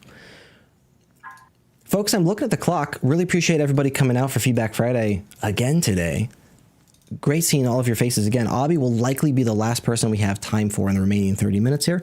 If you are new here and you want us to review your portfolio or resume in the future, we'd love to see you in upcoming Fridays. You'll want to show up 10 minutes early or so just to make sure your link and asset gets on the list early.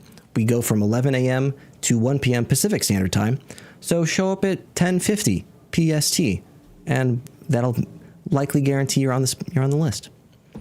Abby, welcome. Hi guys.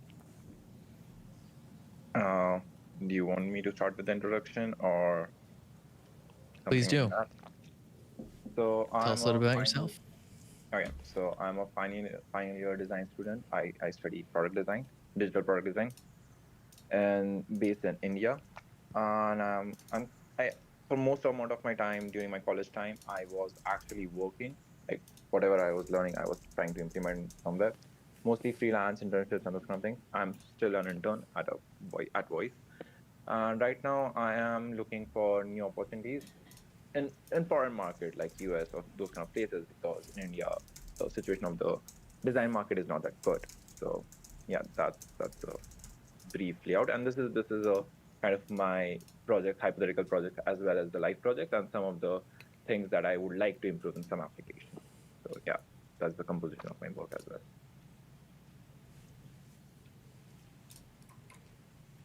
Abby, you may have said it. What was the job position you're looking to target? I am a UX designer right now. I'm an intern right now, but I'm looking for a junior or associate UX designer. Got it. There is a problem. This is still work in progress, so the mobile version of it does not work that well. I'm so sorry for that. Perfect. Okay. Cool slider effect though. Yeah, that's very cool. So I wanted to represent what kind of things I do, personalities, and those kind of things. I have some fun elements and those kind of things with my work. Yeah. Okay. So we have a product design student or someone who's getting formal education for design, which is all of us. We're always trying to learn. But in this case, you are getting towards a degree. You are therefore looking for entry to internship level product design experiences. Where are you located in the world right now? In India right now. Okay. And then you are, do you have an industry that you're targeting or like a dream place you want to be? So I have a dream studio I want to work with. That's Lollipop Design Studio. I'm not sure if you guys may have heard it or not. But other than that, I want to mainly. So right now I'm working in an enterprise level kind of an application in voice. So it's a kind of an MNCs and those kind of things, corporate world. But I want to switch to more of a startup kind of environment where I get to work on not just building websites or making products, content creation as well as some content writing, being in front of camera and those kind of things. So, Abby, I've got a question here, and this is where my own ignorance kicks in. So you mentioned that you were looking for opportunities in foreign markets. Are you going to have visa constraints that you're going to have to work around and with? For US and UK, yeah. Okay, but not elsewhere, I'm hearing. Yeah, UAE and those kind of places where I guess even European places like Spain and France works with me because getting those visas for Indians is quite easier than getting visas for USA. USA also works if someone sponsors it from there, but I don't think that's possible right now. But yeah. Very cool. God, that's great to hear. Yeah. So where my mind was going with that is in the United States, at least, and this is where my bubble of ignorance is going to become apparent. In the United States, visas are very expensive right now, and they will likely maintain this expense for some time. So if your goal was the United States, for example, we then want to target industries and organizations that are able and willing to pay that visa sponsorship, which would probably remove startups from the field. But I'm hearing if other locations beyond that of the U.S., oh, Tim's got an asterisk. I do have an asterisk, which is there are startups that are VC funded, which have the effect of unlimited money, kind of. Yeah, you're true. You're right. That's what I'm talking. Yeah. So there is a type of startup that could take you on if you attract them, and I think I could see this working out in your favor that way. Cool. Abby, it sounds like you already know about this. Are there any constraints that you want to communicate that I just don't know about that you want to just like, hey, here's a constraint that you should be aware of? Anything like that? So most of my college time I was working. So you could see in my experience, I have right now 3 years of experience. I was working throughout the college life, but right now getting into the job market is pretty difficult for me. Whenever I apply somewhere, I do not get any response, even after showcasing my work skills and those kind of things. I also I write cover letters, connect people on LinkedIn, and message them personally, but I'm not getting any response. So is there something wrong with the work or the approach I'm going forward with? Ask the question again. I'm not getting any response from any place where I'm applying. So I'm also doing all the things like messaging people on LinkedIn, reaching them out, going to their websites, calling them up and those kind of things, but I'm not getting anywhere with that. I want to switch roles, but yeah. Cool. Okay. So it sounds like, Tim, we're doing our typical spiel in regard to portfolio, resume review. Where's the friction point most occurring? Yeah, I think okay. There's going to be two ways to look at this, which is one, let's go through your funnel. Let's talk about the application funnel, and then let's talk about where your portfolio should support that funnel and what portfolios will actually do for you so you can get where you want to go. Nate is better at doing the accurate version of the portfolio of the hiring funnel. I follow my heart. Nate follows the rigor. But what we do know is that you will apply to a job. There's an ATS system, which is just another word for basically an applicant tracking system, right? And then it goes through, they'll vet you. They'll say, does this person fit? And then typically that's when you get elevated to human level reviewers. And then those people will then send you forward if they choose you, and they might reach out and respond and work with you. The challenge is that the ATS systems are notoriously good and bad. They're optimized not typically in your favor, and it's a whole weird bucket. But what we have found is that people are typically looking at applying to 100 or 200 jobs per one like reach out, and that is if you have really good materials. So making sure you have the right materials and the right like positioning statement. This is why Nate and I focus so much on positioning and getting the right story. When you have all the things right, you're typically looking at like 100-to-1 ratio for outreach and interview. But then you have to talk about like interviews, and like your interview ratio might be like 10-to-1. So if you're assuming you interview 10 times, get one job offer, you're now looking at a 100-to-1, then a 10-to-1 on top of that. So that is 1,000-to-1. Yeah. Which is pretty. It looks really bad on paper, and so there's ways to optimize this. There are ways to shortcut this. The networking thing that we've talked about previously with the publishing stuff.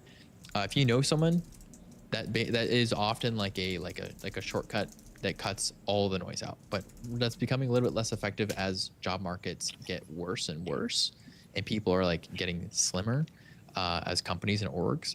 And so it's kind of a mixed bag. And so we'll talk about this. We'll talk about the funnel so that you can decide where in the funnel are you failing. But then we're also going to need to, we're also going to need to talk about like how do we make your positioning support you the best, so you have the highest quality material going into that funnel. Makes sense. Yeah, makes sense. Nate, I leave it to you for this part. I'm multitasking here. When in regard to the funnel, are you describing, we talk about target audiences? Yes, a little bit, yeah. Abby, I'm so sorry. I was chatting with folk in the chat at the time. No worries. Let's see here. There are a few different directions we could take the conversation. In regard to target audiences, have you already heard us describe earlier, and happy to talk about it again? Did you hear us describe about the target audiences being recruiters, hiring managers, future peers? Did you hear that bit? Yeah, I was there for the entire conversation. Cool. Yeah. Cool. So if one's goal is UX design, entry-level UX design, or not entry-level, we would be targeting those same target audiences as well. So on your website here, I would be looking at what's your value prop at the very top, then diving into case studies, learning how you delineate business problems and user problems. And those are probably the most impactful things. There's also the about page we would want to take a look at as well. And there's an opportunity there to expand. But I'm also seeing that this web page you have here is currently a one-pager. Let me ask you, is there a constraint with why you have a single page? Are you open to evolving this beyond just one page, or is this like a pricing Figma constraint? It was like I was using Figma student version, so it was not page restricted, but I don't wanted to add like cognitive. I'm not sure if I'm right on this. I do not wanted to for a person to go to multiple pages, see the work, and then come back to the home page, contact me, or have contact pages on contact information, contact form on all those pages. I just wanted it to be quick, where they know who I am, they know what I do, and they can contact me. So that was my mindset behind creating this portfolio. Yeah, I love the mindset there. If your motivation is closer to that of like a business card and proof that I exist and am real and have skills, I think your website's currently achieving that. We would then, like if you were in the US market, we'd want to elevate it to those additional other things that we've been chatting about, like the case studies and all of that. But for foreign markets, I don't have as strong of an opinion there. Tim's got a face like he has an opinion on something. It's a little loud in this room, so sorry about the noise. But what I'm currently thinking about is how many roles are you applying to right now? When you say that you're not getting responses back, what are your numbers looking like?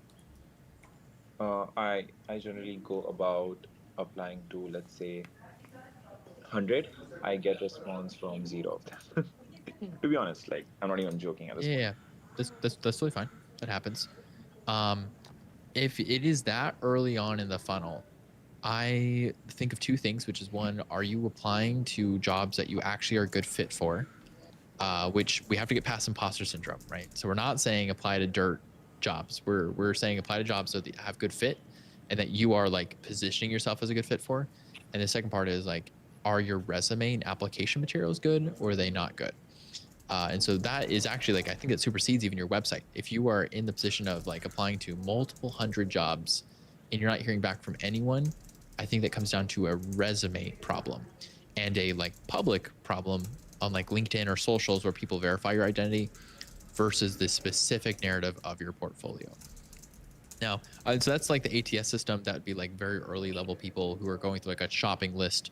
They need this person for this job. When we talk about your portfolio is going to be, again, like the mini you in the room, as Nate's been saying, as I say, and as Nate has been affirming, because Nate agrees with everything I say, of course. But then we start getting into the position where we need to like get your angle correctly. And there are definitely some things on your portfolio I want to talk to. I just don't want to talk about them because there's so much to talk about here that it is going to become a rabbit hole. It's going to become a big wormhole. So I just want to clarify, my opinion for you right now is the lowest level, the best thing you can probably do is improving your resume and your application strategy and talking about who are you actually targeting and positioning. Like what jobs are you applying for and what are they looking for in their jobs? Because like, let me open this up. I gotta open a new tab. When we talk about your positioning, there's often like, there's a thing.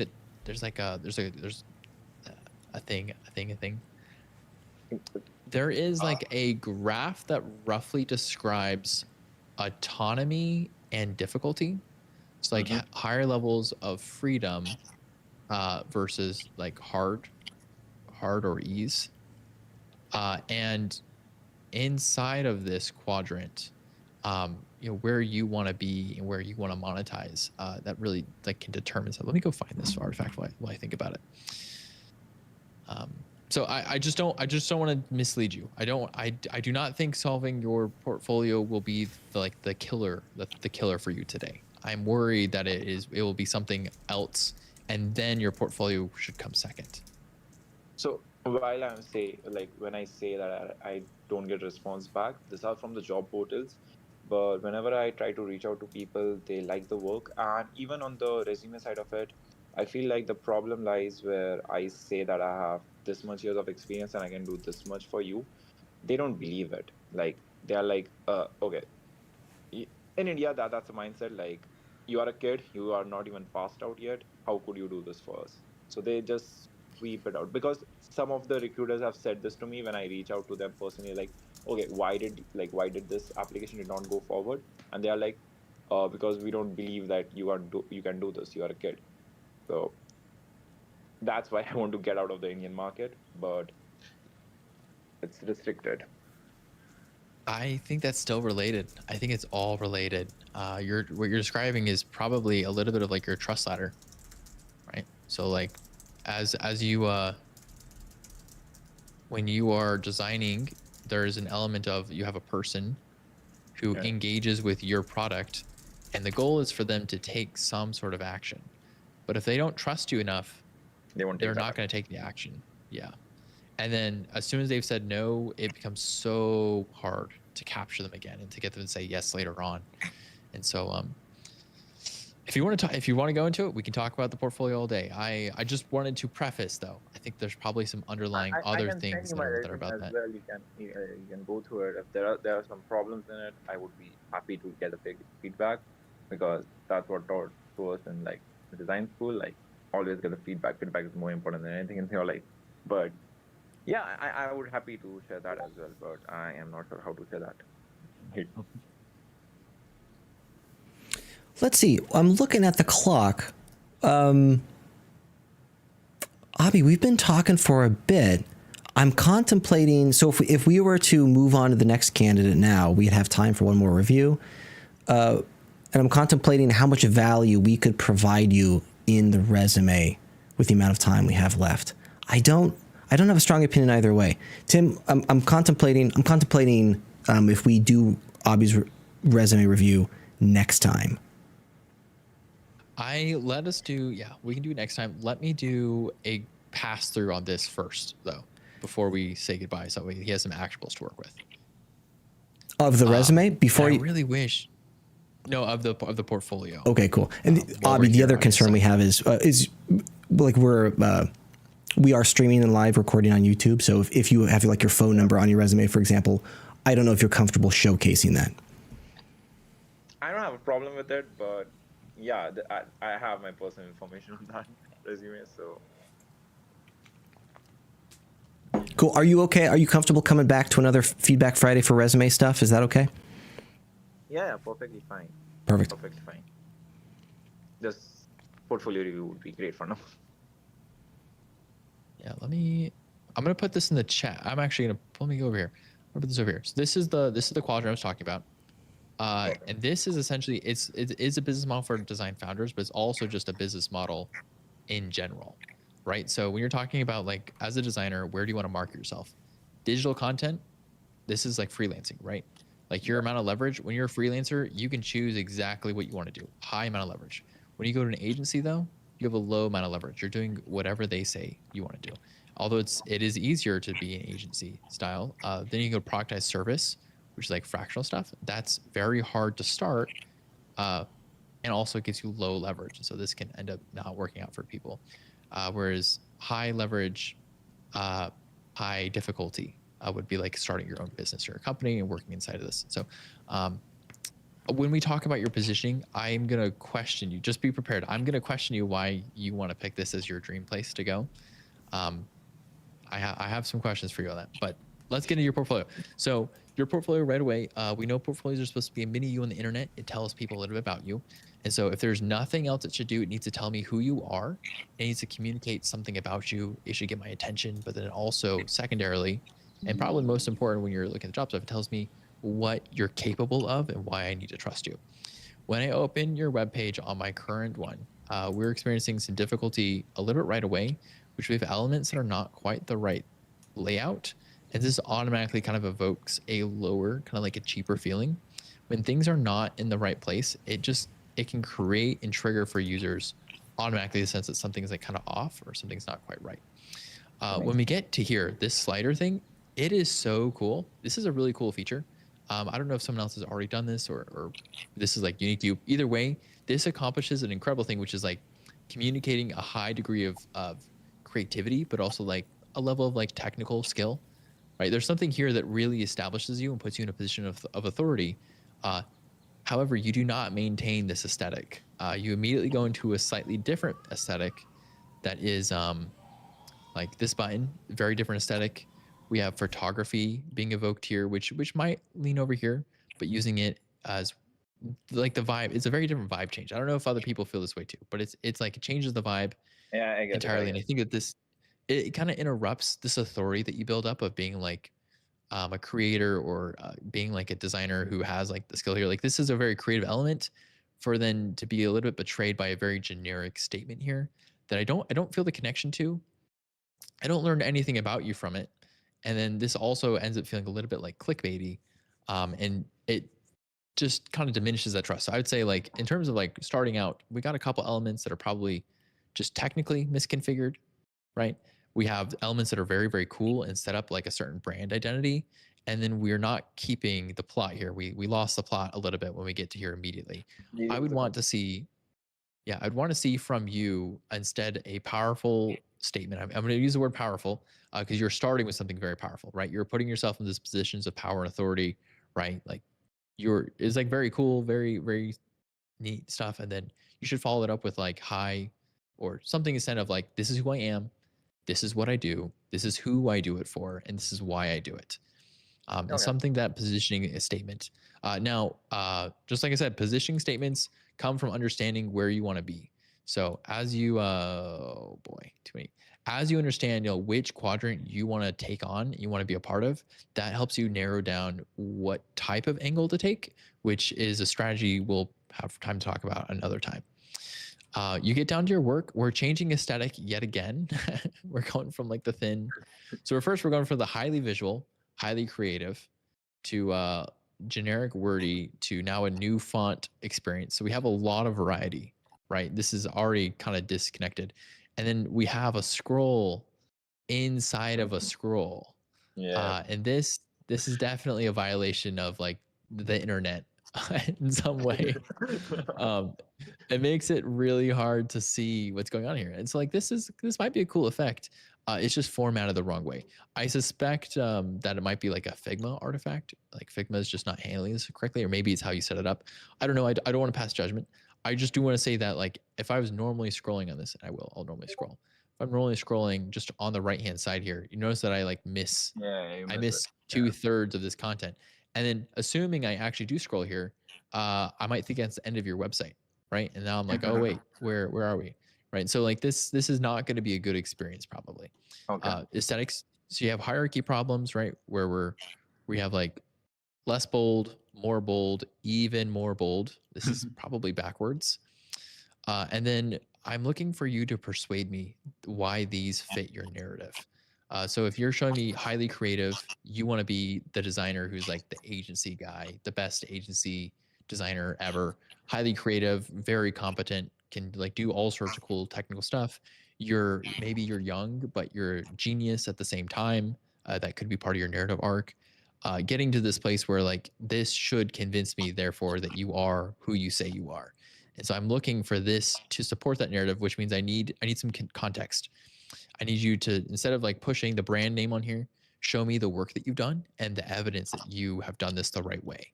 So you're reducing food paralysis by something for this type of industry, really making these much more descriptive, more powerful, so they get the nail on the head. You also, I don't think you need to separate UX enhancement from case studies. I think they can all go together. Case studies kind of have a bad rap in the industry right now in terms of terminology. Okay. People often see case study and they think, oh, that's a fake project or that's not real. The work you did is real. You did real work for this, even if no one bought it. You essentially did a startup, but no one invested in it, which is like 99% of startups ever. So you can move these. They can be under the same umbrella. That's totally fine. Same thing here, right? I would say though that if there's one you want to talk about more than others, put those ones up first, because people are probably only going to click the first two, and really like lean into the opinion of saying you should click on these ones. These are the most important ones for you to look at and get a sense of who I am. The other ones are just extra.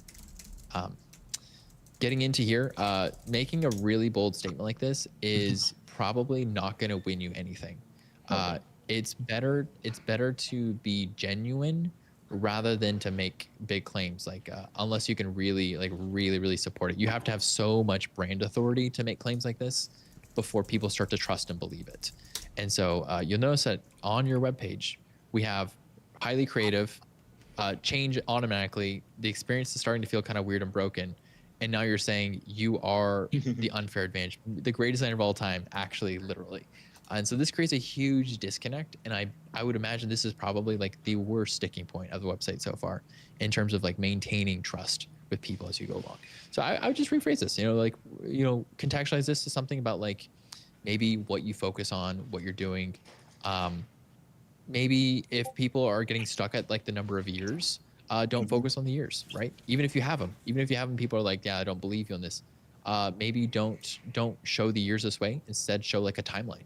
If you show like a timeline, they can't really disagree with the timeline because it literally says on the timeline that you have 3 or 4 years of experience because they can see it on the timeline, right? So showing things instead of telling things can often be much more persuasive.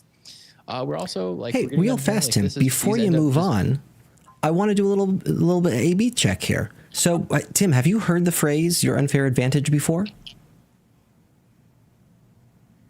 I definitely have. And that is because I worked for a particular company that was all about big claims. Okay. Interesting. Okay. So where I'm trying to go with this is, I have commonly seen the phrase "your unfair advantage," like there's a book with that title, but we also see that phrasing in a lot of business canvases as well. And I was curious if you were familiar with those, and if not, I wanted to factor in like, what's interesting that if you weren't familiar with those things, the perception is this instead. And I thought that was really interesting.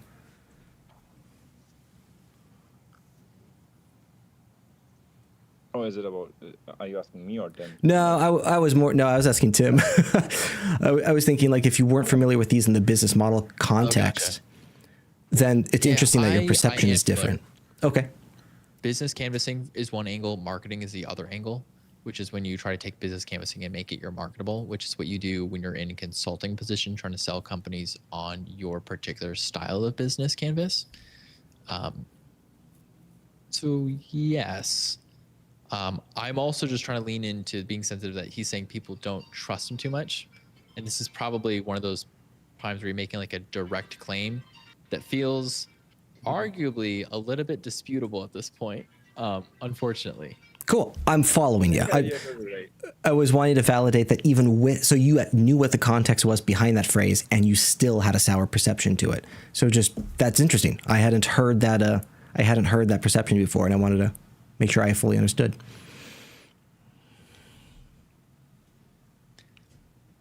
Let me, and I'm hoping I'm not being too harsh on this. I'm just trying to point these out for you quickly so you can get them. When you get down to here, you have information like this could be valuable, right? This is valuable information, but you're hiding it under an accordion. It's a lot of work for me to have to click 4 times to see this valuable information.